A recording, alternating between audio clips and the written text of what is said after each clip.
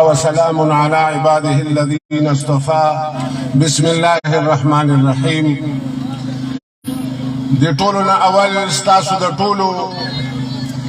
ډیره زیاته مننه چې تاسو په یو مختصر نوټس باندې د چوک ته راغلي او خپل خدمات هم پیش کړي دي او انشاءالله